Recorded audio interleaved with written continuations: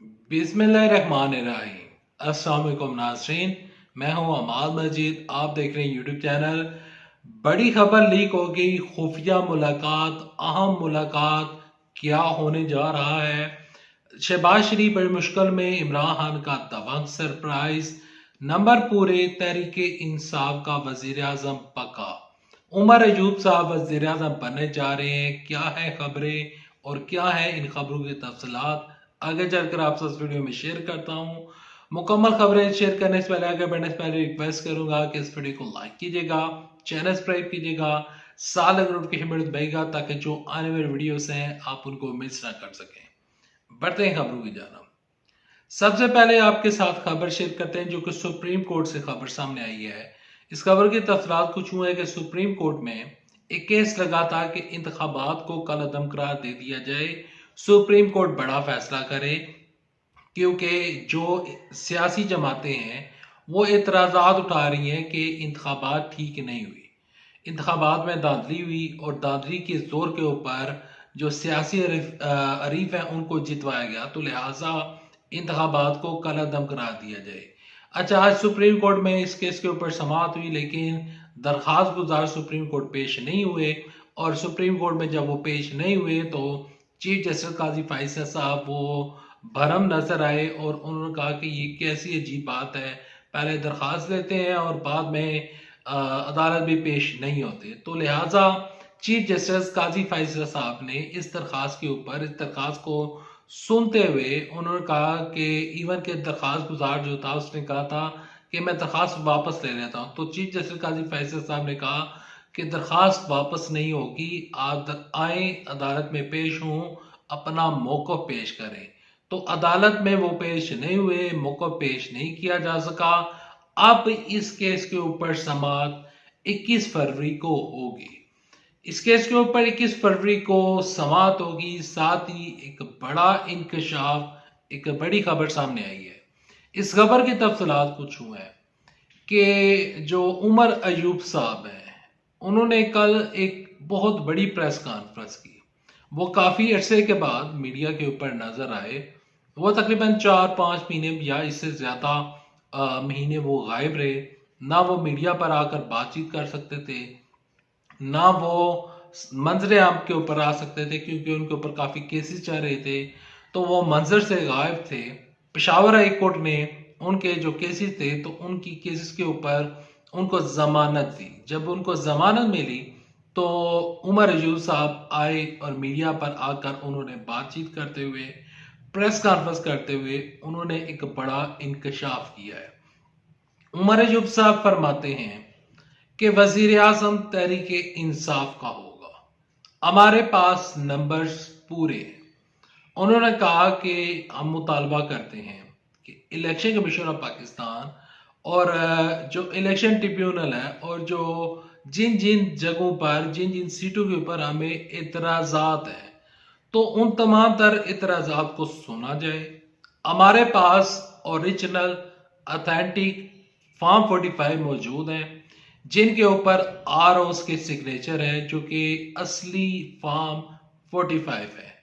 तो लिहाजा हमारी दरख्वास्त को सुना जाए और हमारे पास जो फॉर्म 45 मौजूद है हम इनको अदालत में लेकर जाने के लिए तैयार हैं। उन्होंने कहा कि फिल फॉर, जो उनके अल्फाज हैं वो मैं आपके साथ शेयर कर रहा हूँ। उमर अयूब साहब कह रहे हैं कि फिल फॉर जो इलेक्शन कमीशन ऑफ पाकिस्तान है वो हमारी सीटें क्लियर करें और फॉर्म 45 के मुताबिक फैसला जारी करे और हमारे पास 180 नशिस्तें मौजूद हैं।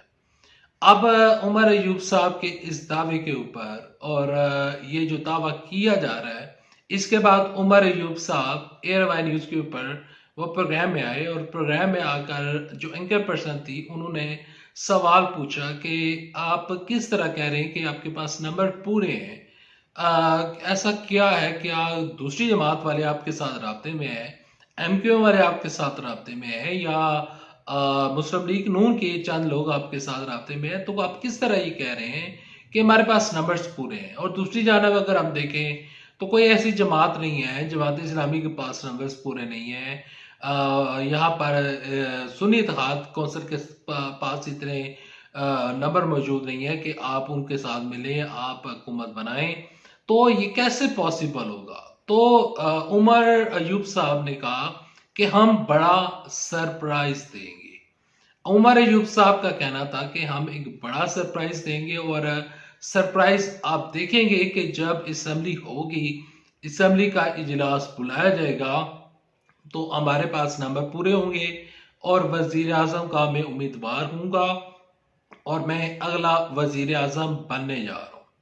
अब ये एक बहुत बड़ा दावा किया जा रहा है, एक बहुत बड़ी बात की जा रही है, एक ऐसा इंकशाफ किया जा रहा है जो कि अभी तक ये पॉसिबल होता हुआ नजर नहीं आ रहा, क्योंकि जो रियलिटीज और जो चीजें सामने हैं उसके मुताबिक जो मुस्लिम लीग नून है उनके पास नंबर्स पूरे हैं, क्योंकि जो पीपल्स पार्टी वाले हैं उनका साथ दे रहे हैं, एमक्यूएम वाले उनके साथ दे रहे हैं, इसके अलावा जो मखसूस नशिस्तें हैं वो उनके पास मौजूद हैं। तो तहरीक इंसाफ एक ऐसा दावा कर रही है जो कि मुमकिन होता हुआ नजर नहीं आ रहा, लेकिन पाकिस्तान की सियासत है, कुछ भी मुमकिन हो सकता है, सरप्राइज आ सकता है। तो सरप्राइज के ऊपर अब नजरें लगी हुई हैं कि क्या सरप्राइज होगा। एक अहम मुलाकात की खबर लेकर आप खिदमत में हाजिर हूँ। इस खबर की तफसीलात कुछ हुआ है कि जब मैं ये वीडियो रिकॉर्ड कर रहा हूं तो दूसरी जानब जब मैं ये वीडियो रिकॉर्ड जैसे करना शुरू हुआ था तो खबर सामने आई थी कि नवाज शरीफ साहब वो अपनी रिहायशगाह से निकल आए हैं और उनके पास काफी प्रोटोकॉल भी मौजूद था। तो नवाज शरीफ साहब लाहौर से निकले हैं और वो मरी रवाना हुए हैं। नवाज शरीफ साहब मरी में जाएंगे, मरी में जाकर एक दफा फिर मरी सियासत का मरकज बनने जा रहा है और मरी में नवाज शरीफ साहब की मुलाकात होगी असद जरदारी के साथ। इस मुलाकात में तय पाया जाएगा कि अगला लायामल क्या होगा, किस तरह वजीर आजम शहबाज शरीफ साहब को मुंतखब करवाना है और उनको वजीर आजम की सीट के ऊपर बिठाना है। अच्छा, ये जो मुलाकात है और ये जो मुलाकात होने जा रही है मरी में, इस मुलाकात का एक बड़ा पहलू ये है कि बराबर जरदारी पावर शेयरिंग फार्मूले के ऊपर वो इतराज कर रहे हैं और वो मुकर गए हैं कि मैं पावर शेयरिंग यानी कि 3 साल वजीर आजम शहबाज शरीफ साहब रहेंगे, 2 साल आप बन जाए, तो मैं इस मंसूबे के ऊपर बिल्कुल अमल नहीं करूंगा। मैं इस मंसूबे और ये जो आप मेरे पास प्रपोजल आए हैं मैं इसको मुस्तरद करता हूँ, मुझे ऐसा कोई प्रपोजल नहीं चाहिए। और दूसरी जानब से फजलुर रहमान साहब ने एक और नया पहलू मुझे सामने आया है कि फजलुर रहमान साहब कह रहे हैं कि मैं पार्लिमानी सियासत का अब हिस्सा नहीं बनूंगा, मैं इस पार्लियामेंट का अब वो हलफ उठाते हैं या नहीं उठाते हैं ये हलफ बर्दारी की तकरीब में पता चलेगा, लेकिन फजलुर रहमान साहब कह रहे हैं कि मैं इस पार्लिमानी निज़ाम का अब मजीद हिस्सा नहीं बनूंगा और मैंने तय कर लिया है कि मैं हुकूमत का हिस्सा नहीं बनूंगा। तो फजलुर रहमान साहब ने हैंड्स अप कर दिए हैं, वो कहते हैं कि मैं अब मैं असेंबली में नहीं बैठूंगा, मैं हुकूमत में नहीं बैठूंगा।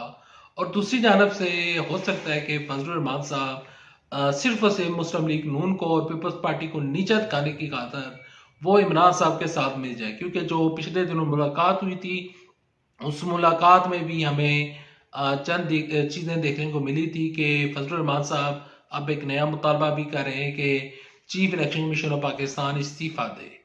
पहला ये मुतालबा सिर्फ और सिर्फ तहरीक इंसाफ की जानब से किया जा रहा था, लेकिन अब फजलुर रहमान साहब भी इस चीज का मुतालबा कर रहे हैं। यहाँ पर अब जो आने वाले 24 से 36 घंटे वो अहम है। इस 24 से 36 घंटों में पता चलेगा कि क्या वाकई उमर अयूब साहब जो सरप्राइज की बात कर रहे हैं क्या वो वाकई ही होगा या नहीं। अब इस सरप्राइज का इंतजार रहेगा। इमरान साहब अपने सारे पत्ते खेल चुके हैं, तमाम तर पत्ते वो शो कर चुके हैं, तमाम तर चीजें वो शो कर चुके हैं और अब अगला लायामल क्या होगा, अगला कौन सा तुर्क का पत्ता फेंका जाएगा, अगले 24 से 36 घंटे अहम है। Thanks for watching this video. Next video तक दे इजाजत। अल्लाह आप सबका मिनासर हो। अल्लाह हाफिज। पाकिस्तान जिंदाबाद। अफवाज पाकिस्तान जिंदाबाद। पाकिस्तान पाइंदाबाद।